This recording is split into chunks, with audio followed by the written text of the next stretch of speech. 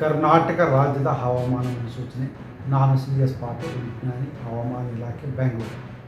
ನಾನು ಮುಂದಿನ 5 ದಿನಗಳವರೆಗೆ ಕರ್ನಾಟಕ ರಾಜ್ಯದ ಹವಾಮಾನ ಮುನ್ಸೂಚನೆಯನ್ನು ಸಂಕ್ಷಿಪ್ತವಾಗಿ ವಿವರಿಸುತ್ತೇನೆ.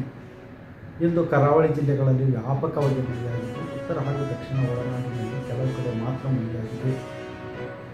ಪ್ರಮುಖವಾಗಿ ಉಪ್ಪಿನಂಗಡಿ ದಕ್ಷಿಣ ಕನ್ನಡ ಜಿಲ್ಲೆಯಲ್ಲಿ 12 ಸೆಂಟಿಮೀಟರ್ ಮಳೆಯಾಗಿದೆ. ಕೊಟ್ಟಿಯಾರ ಚಿಕ್ಕಮಗಳೂರು ಜಿಲ್ಲೆಯಲ್ಲಿ 10 ಸೆಂಟಿಮೀಟರ್, ಭಾಗಮಂಡಲ ಕೊಡಗು ಜಿಲ್ಲೆಯಲ್ಲಿ 9 ಸೆಂಟಿಮೀಟರ್, ಲೋಂಡಾ ಬೆಳಗಾವಿ ಜಿಲ್ಲೆಯಲ್ಲಿ 8 ಸೆಂಟಿಮೀಟರ್ ಮಳೆಯಾಗಿದೆ.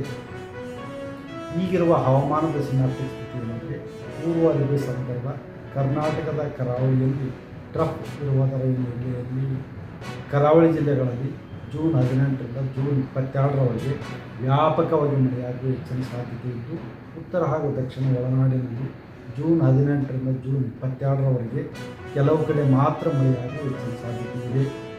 ಉತ್ತರ ಕನ್ನಡ, ಉಡುಪಿ, ದಕ್ಷಿಣ ಕನ್ನಡ, ಶಿವಮೊಗ್ಗ, ಚಿಕ್ಕಮಗಳೂರು ಹಾಗೂ ಕೊಡಗು ಜಿಲ್ಲೆಗಳ ಕೆಲವು ಕಡೆ ಭಾರೀ ಮಳೆಯಾಗುವ ಸಾಧ್ಯತೆ ಇದ್ದು, ಜೂನ್ 18ರಂದು ಈ ಜಿಲ್ಲೆಗಳಲ್ಲಿ ಯೆಲ್ಲೋ ಅಲರ್ಟನ್ನು ಕೊಡಲಾಗಿದೆ.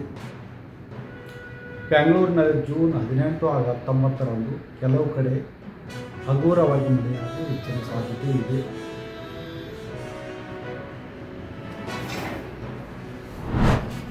ಇವಾಗ ಹೇಳ್ಬೇಕಂದ್ರೆ ಭಾಳಷ್ಟು ಮಾತಾಡಬೇಕಾಗ್ತದೆ ನಾವು. ಯಾಕಂದರೆ SDI ಇಂಚಲ್ ಇದು ಪ್ರತಿಷ್ಠಾನ ಆರಂಭವಾದಂಥ ಸಂದರ್ಭದಲ್ಲಿ ನಾನು ಅವಾಗ ಒಬ್ಬ ಸಂಯುಕ್ತ ಕರ್ನಾಟಕದ ರಿಪೋರ್ಟ್ ರೈಟರ್ ಅಂತ ಇದ್ದೆ. ನಾನು ಆ ವರದಿಯನ್ನು ಮಾಡಿದ್ದೇನೆ. ದಟ್ ವಾಸ್ 1976 76ರಲ್ಲಿ ನಡೆದಂಥ ಕಾರ್ಯಕ್ರಮ. 50 ವರ್ಷದ ಹಿಂದೆ ಯಾವ ಕಾರ್ಯಕ್ರಮದಲ್ಲಿ ನಾನು ವರದಿಗಾರನಾಗಿ ರಿಪೋರ್ಟ್ ಮಾಡಲಿಕ್ಕೆ ಬಂದಿದ್ದು, ಇವತ್ತು 50 ವರ್ಷದ ನಂತರ ಇಲ್ಲಿ ಅದೇ ಪ್ರತಿಷ್ಠಾನದ ಅಡಿಯೊಳಗೆ ನಾನು ಸನ್ಮಾನವನ್ನು ಬಹಳ ಸಂತೋಷದ ವಿಷಯ ಅಂತ ನನಗೆ ಅನಿಸ್ತದೆ. ಇವತ್ತು ನನಗೆ 5:15ಕ್ಕೆ ಇಲ್ಲಿ ಬಿಡಬೇಕಾಗಿದೆ. ಇವತ್ತು ಮುಂಬೈಗೆ ಹೋಗ್ಬೇಕಾಗಿದೆ. ನಾನು 6 ಗಂಟೆಗೆ ನಾನು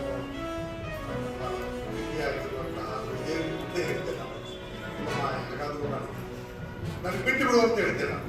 ಆದರೆ ಅವ್ರು ಹಿಂದಕ್ಕೆ ರೆಡಿ ಆಗಿರಲಿಲ್ಲ. ವೇದಿಕೆ ಮೇಲೆ ಇವರು ಎರಡೆರಡು ಮಾತುಗಳನ್ನು ನಾನು ಬಯಸ್ತಾ ಇದ್ದೇನೆ. SDI ಇಂಚಲ್ ಅವರು ಬಹಳ ದೊಡ್ಡ ಜೊತೆಗೆ ಉಳಿವಿ ಭಾಗನ